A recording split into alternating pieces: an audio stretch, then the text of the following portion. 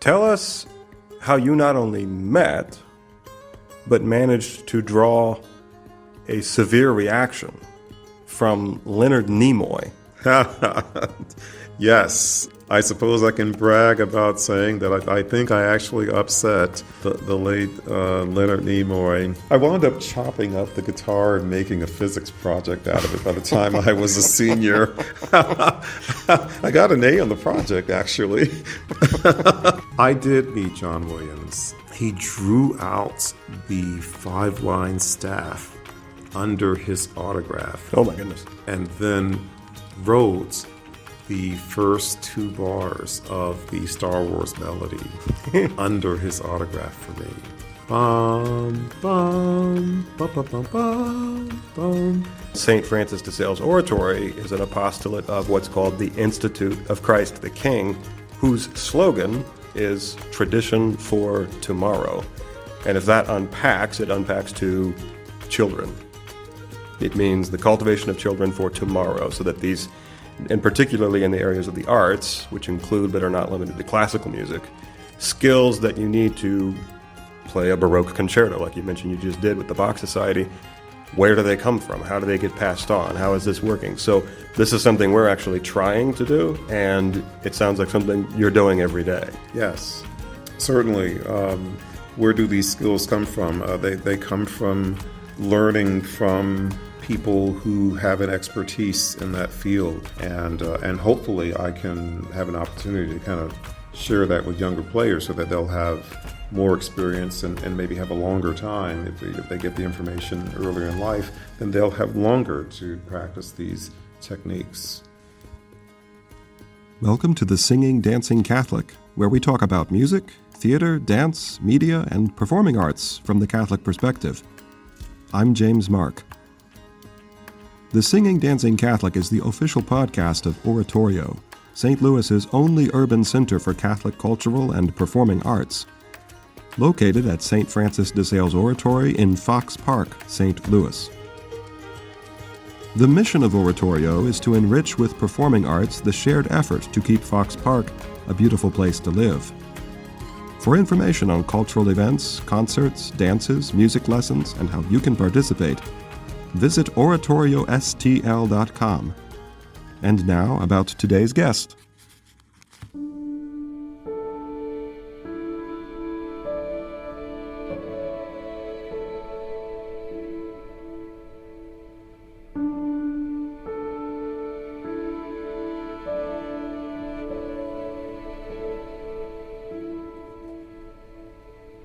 A native of Jackson, Mississippi, and a graduate of the Eastman School of Music, Adrian Walker has served a wide variety of musical ensembles and schools in St. Louis for decades, from cultivating young and budding music students to performing alongside world-class professionals.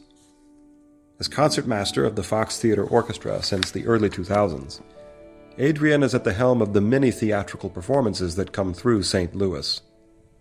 As violinist in the Bach Society of St. Louis, Adrian has been a crucial contributor to high cultural impact on thousands of audience members throughout St. Louis. In addition to his professional performances, Adrian serves young and rising musicians through his teaching, both in his private studio and through his role as orchestra teacher at Carr Lane Visual and Performing Arts School in St. Louis Public School District.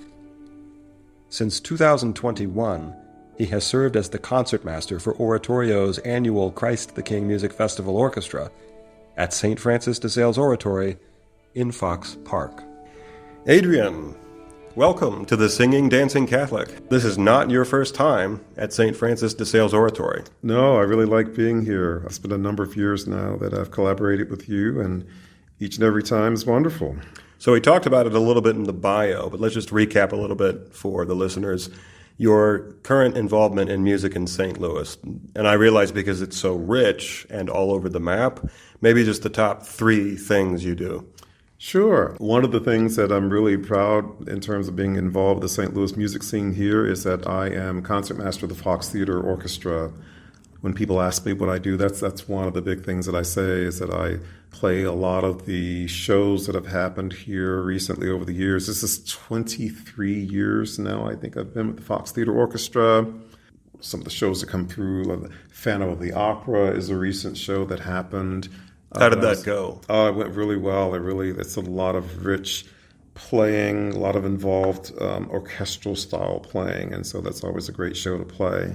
I've played violin and viola occasionally for shows, such as The Notebook, which also is at the Fox Theater, A Beautiful Noise, which is the Neil Diamond story that involved violin and viola. Other things that I've done here in town locally that I talk a lot about is that I am a member of the Bach Society Orchestra.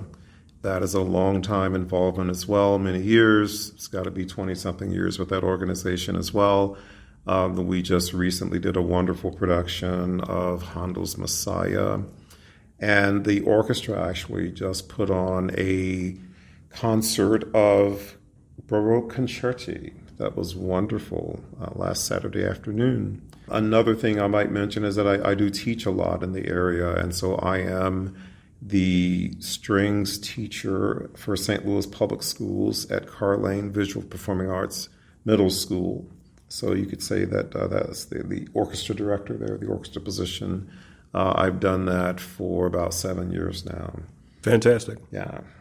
So you're both seeing the beginning stages and the finished product stage of music development. Yes. From kids to professionals. Yes, absolutely. So I get to see early level playing and then high level professional playing as well. So not too many of us get to see that. So I'm glad we get to talk to you today because you have a very rich perspective. Thank you. Where you're coming from. Thank you. I like to impress upon the students that I work with that it is possible to make a career out of something like this. So, this may not be the cup of tea that you've chosen so far, but this is what can happen. And it's great that they can, for those who want to look far enough and look deeply enough at me, they can see someone who started in a strings class, much like what they're experiencing right now, and then just listened and practiced and took the private lessons and went to the summer camps and went to the music school and took the auditions, and lo and behold, boom, I became a professional violinist. So it's possible to do it. And so it's great to be able to be that example for them. This podcast, The Singing, Dancing Catholic, is a project of Oratorio, which is the nonprofit that operates out of St. Francis de Sales Oratory in Fox Park, South City, St. Louis. And St. Francis de Sales Oratory is an apostolate of what's called the Institute of Christ the King, whose slogan is Tradition for Tomorrow. And if that unpacks, it unpacks to children. It means the cultivation of children for tomorrow, so that these, and particularly in the areas of the arts, which include but are not limited to classical music, skills that you need to play a Baroque concerto, like you mentioned you just did with the Bach Society. Where do they come from? How do they get passed on? How is this working? So this is something we're actually trying to do, and it sounds like something you're doing every day. Yes, certainly. Where do these skills come from? They come from learning from people who have an expertise in that field. The skills come from listening to Baroque music, the years that I've spent studying from my experience at the Eastman School of Music, where I got my degree, listening to Baroque players, having my teacher talk about Baroque style, learning what a Baroque bow is, learning what Baroque strings are and Baroque instruments, and even bringing it more recently to playing in the Bach Society and then having the conductor, Dennis Sparger, express wishes in terms of how he would like Baroque music played. We've talked about, well, if you don't have a Baroque instrument, if you don't have Baroque strings, if you don't have a Baroque bow, here's what you can do with your modern instrument to achieve a more Baroque sound. So we've had a kind of a cheat sheet passed around by our concertmaster, Lenora Anap, that talks about how to hold the bow slightly above the frog area to get a lighter feel, a lighter weight, so you have a lighter stroke. here's some things that we want to do with long notes. We don't want to play with a lot of vibrato. We want to use vibrato as a shading, but typically we're wanting a sound that's straight toned, and maybe for expression we're going to use the bow, and we're going to maybe kind of crescendo into the middle of the note and then back away. And for how many people playing was that new information? Well, I would probably say that for a lot of us who were in the orchestra, playing and actually executing these techniques, it was the first time that I'd been asked actually to use a modern bow like a Baroque bow. And so I would dare say that for most of us in the orchestra, this was the first time that we actually had to execute it across the board as an orchestra. So kudos to the Bach Society and to Dr. Sparger. Yes. For sharing sagely secrets. Yes, absolutely. And the more we played together, the better we gotten at it, because it's been a number of years now that we've had to try to attempt this Baroque sound. And so for a lot of us who play in the orchestra on a regular basis, we've built on our prior experiences in the Bach Society Orchestra to be able to quickly replicate that for concerts that we do in concerts going forward. So we're building on a little bit of our past experience with the orchestra.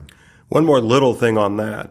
Would you find that perhaps because it was somewhat not in the habit and you had to adopt it for the performance, did you find yourself more involved with what you were doing than you would have if you were playing a show? I think so. I think that it added a new level of interest and awareness. So yes, I think that we paid a little bit more attention to phrases and notes that we might have played automatically a certain way. And so now with this new, fresh approach, trying to simulate the sound of a period instrument or a period player, yes, that did add enough newness and freshness for us to kind of say, oh, well, this is new, so let's sit up a little bit and pay a little bit more attention. Now, they say what goes around comes around, and would you say that the kinds of things that you're offering, not just the kids today through St. Louis Public Schools, but also the adults, your colleagues that you're playing alongside, that you had that kind of exposure, example, and mentorship when you were young? Okay, a very good question. In music? Yes, although I thought that I did get very good instruction and mentorship and teaching as a younger player, I do think that with what we know today, what we've found out recently about Baroque instruments and techniques and things of that nature, these are not things that I had experience with earlier in life. So I think certainly it's been great to have an elaborate knowledge of Baroque playing and Baroque style, and to be able to do that now as a professional. It's good to be able to realize that, and hopefully I can have an opportunity to kind of share that with younger players so that they'll have more experience and maybe have a longer time. If they get the information earlier in life, then they'll have longer to practice these techniques. Now, this next question, which is related to this, I ask mostly because several of our listeners are moms, and they're aspiring to whether or not their child should go into music. Should they sign up for lessons? About how old were you when you first started playing an instrument? Oh, okay. I was about 9 years old when I first started playing. That's actually a little late in life if you're thinking about the timeline of developing from a young player and having the time to practice and quote, get good enough to become a professional. Typically, you're wanting to see a child beginning at like 4 or 5 years old. Really early, so that the triggers in the brain and the connections neurologically between the brain and the fingers and all that have long enough to develop to get good enough to become a professional. So starting at 9 years old is a little old. But I think what went in my favor is that I had already been playing guitar for a few years. My dad bought me an acoustic guitar and a chord book, and I just kind of taught myself songs off the radio and what have you. So my first day in a strings class, I essentially went in and played Twinkle, Twinkle, Little Star the very first day because I was just already kind of used to using my fingers on a fingerboard with the guitar, and it just felt natural right away. Did you keep playing guitar? You still do, maybe? I did continue playing guitar through early high school, but wound up chopping up the guitar and making a physics project out of it by the time I was a senior. I got an A on the project, actually,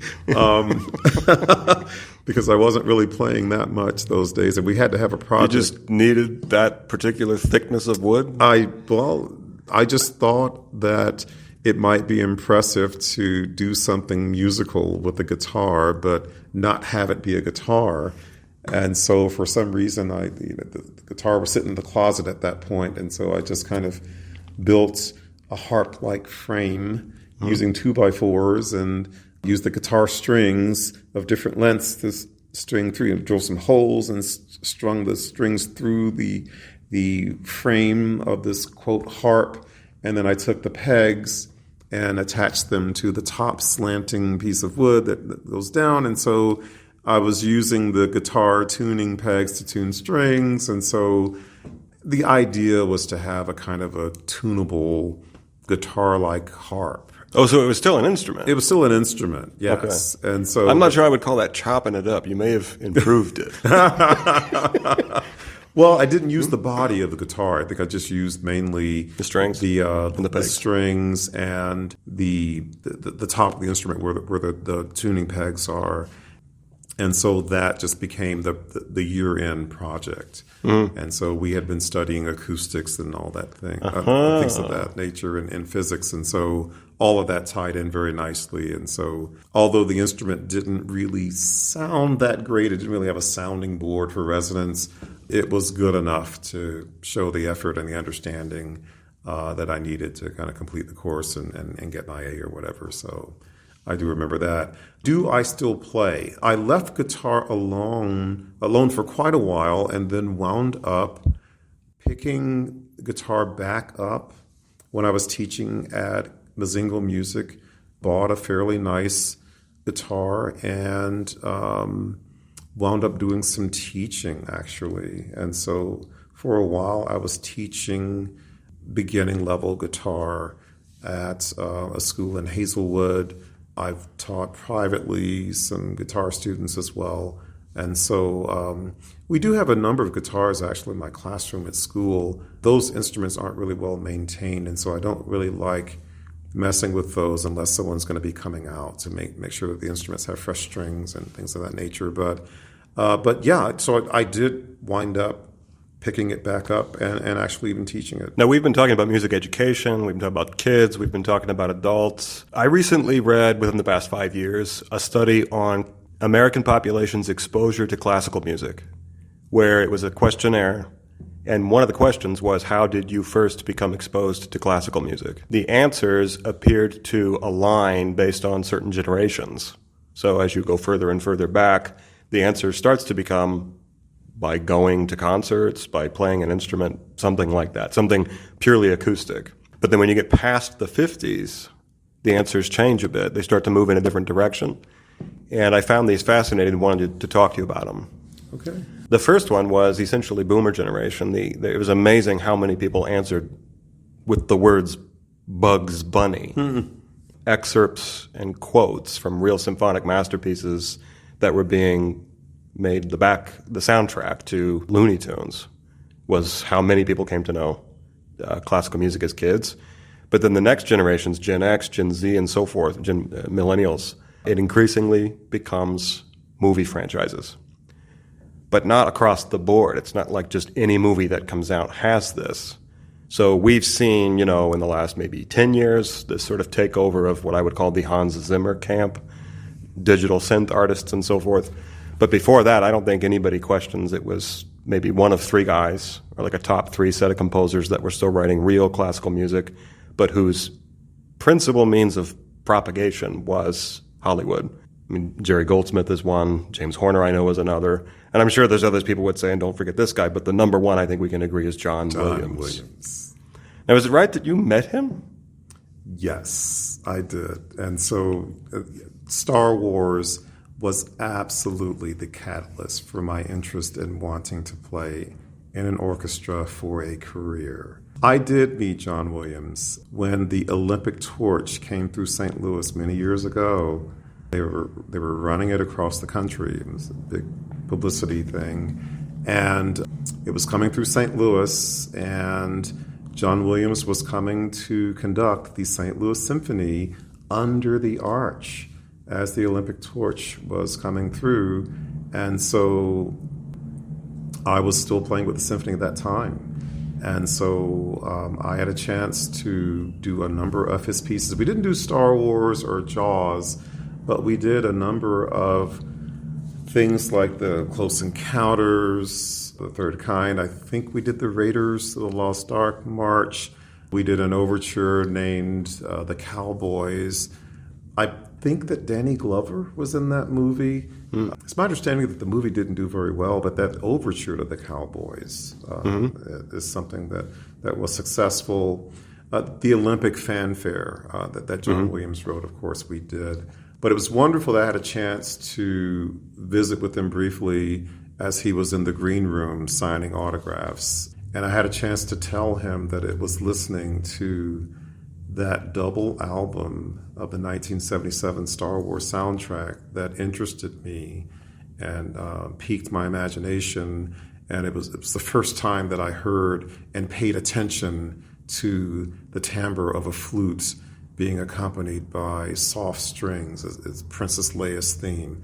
It was the first time that I really listened to the brazen brass sound for the Imperial March and Darth Vader's theme and all of that. And so I became familiar with these textures through my love for the movie and having seen it 25 times in the original summer.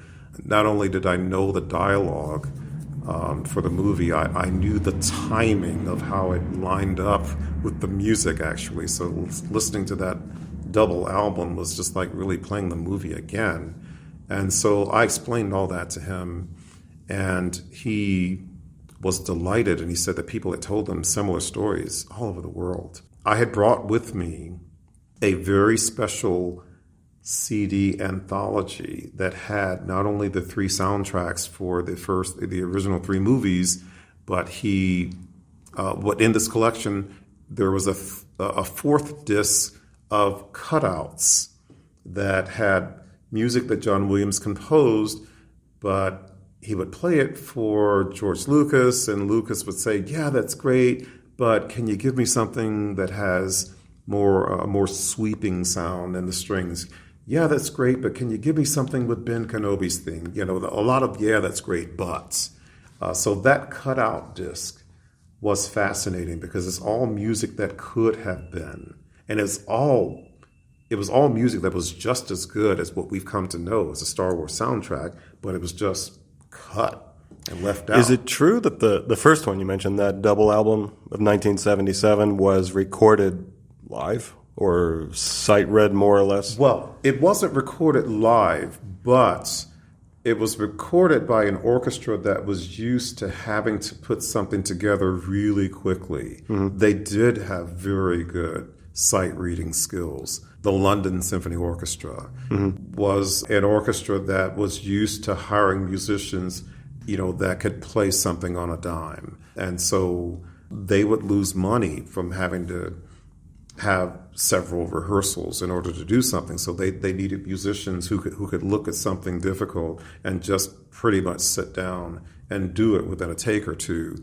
In fact, one of the later versions of the Star Wars soundtrack included an extra, which was the first 5 recordings of the Star Wars soundtrack. I mean, the first 5 takes, and you could hear the development of what John Williams was thinking, even in those first 5 takes, because he made changes. Oh, okay, well, let's have brass do this. Oh, let's have strings do this. And so in each one of those takes, you hear this sound developing. All of that was somewhere on a disc after the last track had played. You just have to sit and wait long enough, and then you get to hear these first 5 takes of the first 5 times that the Star Wars theme music is played. What was great was that this CD anthology was just something that was just not normally heard when you listen to a Star Wars soundtrack. So John Williams signed this for me, came with a wonderful booklet with pictures from the recording session, notes about the tracks. But I noticed for me, he did something a little special. He drew out the 5-line staff under his autograph. Oh, my goodness. And then wrote the first 2 bars of the Star Wars melody under his autograph for me. Bum, bum, bum, bum, bum, bum, bum. Does it start on a B flat? It actually, yes, that theme starts off with a B flat with the initial take. And so we hear the orchestra playing a scale going, Right. He eventually cuts the opening scale, and you can hear this in the first 5 takes or whatever. The rolling scale that goes up to the initial chord that we were used to hearing, that's eventually cut, and then it opens with a burst of sound, almost like an explosion. So when we hear the Star Wars soundtrack today, it starts with that strike, but there is actually a scale from what he initially wrote. And we hear that scale, and so it's really kind of fun to actually hear that scale up to the B flat at first. But yes, so that's one of the prized possessions in my collection is that autograph. Do you remember what year that was that the torch came through, or roughly? I think it was in the 90s. I'm not quite sure. I'd have to really kind of climb back through some old records and to see if I can piece together when that was. But I'm thinking that it was as long ago as the 90s. Well, the reason I ask is because the study that talked about the generational exposure, one generation coming through Bugs Bunny, another one through Star Wars, the Star Wars one appears to actually have had longer lasting impact, because in one of the many documentaries they've made about the making of and everything, there's a musician in the London Symphony Orchestra that's interviewed to say, kind of like yourself, they were a kid when Star Wars came out. They watched it, fell in love with the music, and then tried their hardest to be, I think they were a French horn player, to get to Juilliard and get to be the best sight reader they could, and then get into the London Philharmonic, where the lifelong dream was to be able to play Star Wars for a concert. And then what happened was George Lucas announced that he was going to make the prequels, and that player ended up getting to be in the soundtrack for the prequels. He had no idea there was going to be a whole new movie. Wow. So that's somebody who not only got into it, but ended up being in the next installment. Certainly. And so it's perpetuated now almost we're going into the 3rd generation of musicians who got into it because of a franchise. Exactly. And that's wonderful because I went to school. I went to Eastman with players whose names that if I watch Mandalorian, the series or whatever, there's some people that I went to Eastman with whose names are listed as orchestra players in these recording sessions. They've played along with some of these shows that are on Disney Plus. Some of them have done the recording sessions for the Force Awakens, some of the movies or what have you. So, yes, it's nice to say that I've gone to school with people who are out there playing Star Wars with recent shows and movies. Now, I think you and I have said this before or addressed it, where if you listen to the music of Star Wars or any of John Williams' soundtracks, it's objectively good music. Yes. This wasn't gimmick to put these glorified sound effects with the film. But having said that, acknowledging that it's objectively good music, he's a real composer. Even if he had been tested by Stravinsky or something, it's like, okay, Absolutely. you've done it, you're real. Having said that, though, talk about the relationship to the story. So it wasn't just a piece of music. It went with this whole movie that had its own story. It had its characters, and then that led to the merchandise with the reinforcement of the story. And I'm not here trying to get at the commercial side of it. I'm more getting at the convergence of the arts, where there's music, yes, but it's never in a vacuum. It's always reinforcing either a liturgical action or an aesthetic piece of fabric, material, spoken word, and all of these things are complementing each other. What, for you, was that relationship like, the music of Star Wars with the broader universe that George Lucas created? Yes. What it did for me, listening to this kind of music that was captivating me at 15 years old, enough to say, hey, this might be something you might want to do as a career. Listening to the high level of playing, listening to the operatic treatment of the orchestra combined with the story that I knew from having seen the movie so many times in that initial summer, putting it all together, taking it even past a musical experience where I might have played a concert at school or something like that, putting it in a setting where there's like a story, intent of the composer, intent of the creator and director, all of these factors coming together, my intense involvement with the violin, hearing the violin line fit in the middle of all of this, hearing a concertmaster solo at the end of Princess Leia's theme, all of those things triggered my imagination and my interest in wanting to be able to create something like that as a career. So all of those factors, as you mentioned, the merchandising, the collecting side of it, which I didn't do so much as a youngster because we couldn't afford the figures and play sets and vehicles and things of that nature. But certainly as an adult, I've managed to amass quite a bit of that stuff, not only from the vintage side, but even for the prequels and sequels. The house is full of that stuff. But I certainly knew about all of the merchandising, and certainly, I had maybe a couple of figures. I had C-3PO and R2-D2 as figures. I had those, which I'm sure if I'd known that they would be worth what they're worth today, I would have bought one to keep in the package and one to open. But who knew back then? But all of that together it created this pop culture for America. Not just me. It created.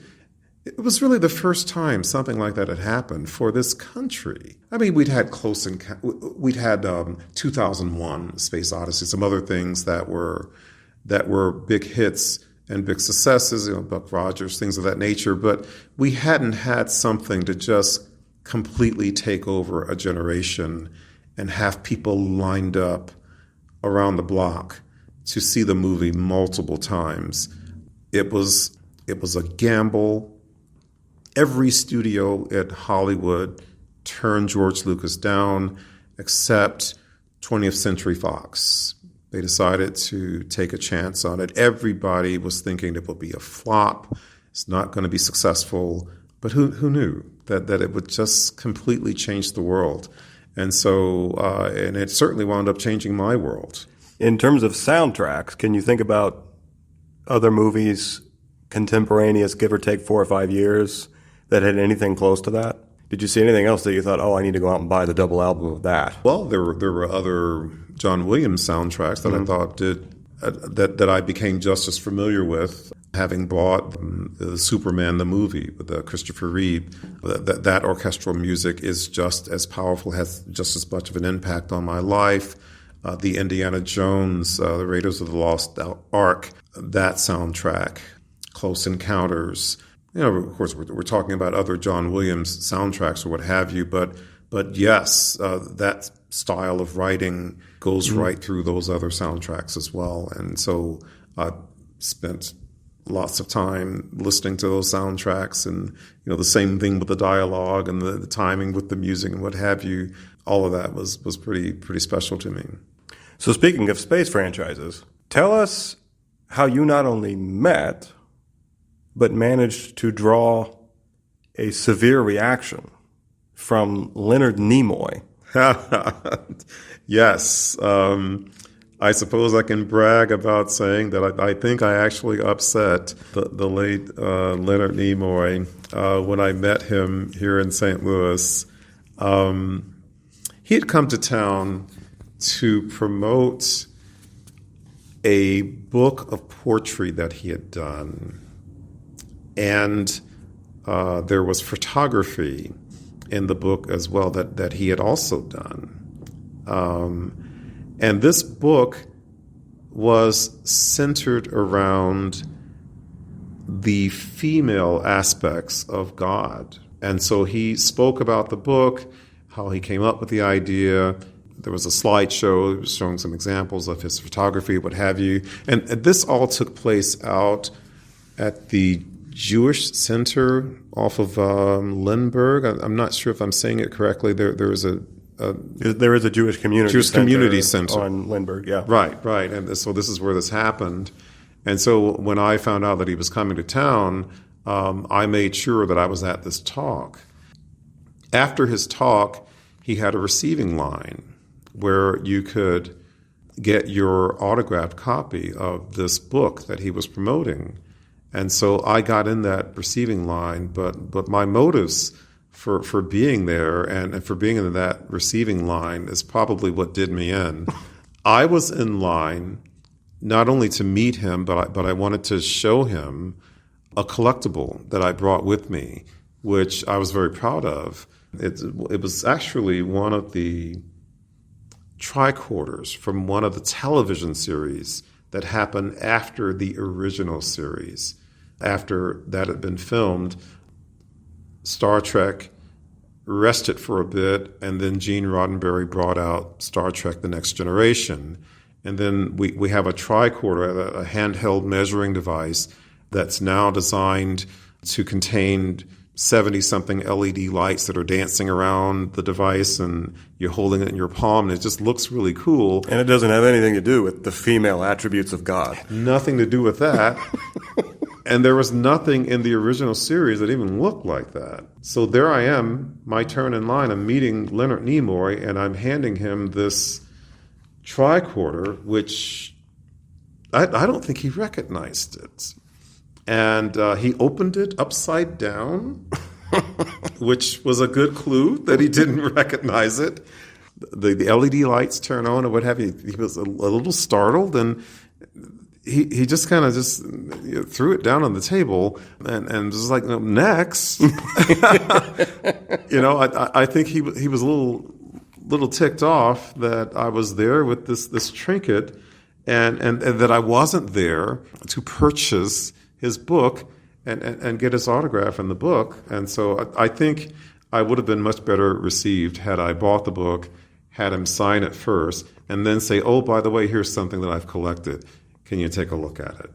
I don't think of you any the less that you didn't fake interest in the female attributes of God to get a smile from Leonard Nimoy. That's a wonderful story. Well, there's something I actually wanted to give some shout out to you. Again, this is the podcast for Oratorio, and of all the things that Oratorio does all year, our number one highest priority event is what we call the Christ the King Music Festival. We're now going into our 6th year of doing that. This year will be. And so it's passed 5 successful festivals.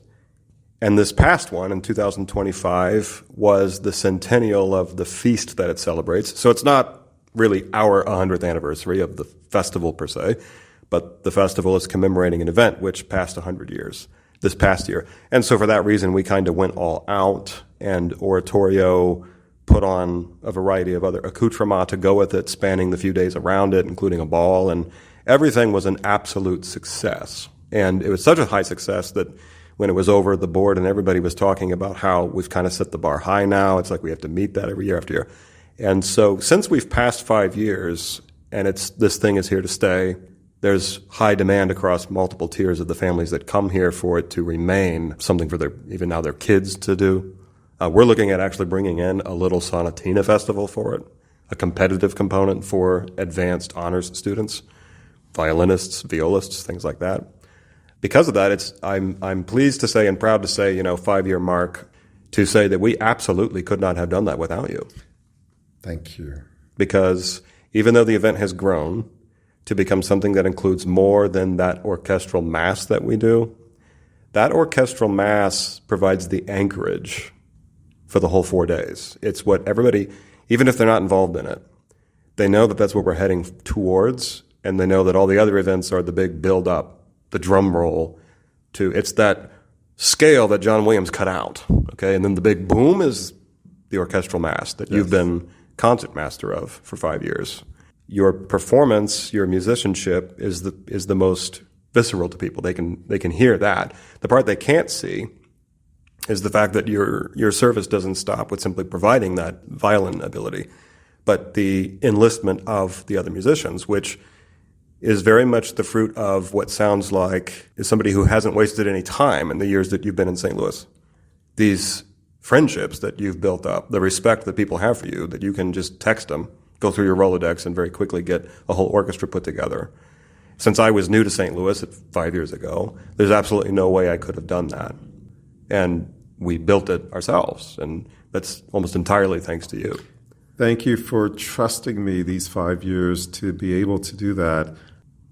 It's good to have a long history here in St. Louis. It's good to have had many experiences that I can draw on, many friendships, many acquaintances, many opportunities to play concertmaster in various orchestras where I can contact people and have them be responsive when I contact them.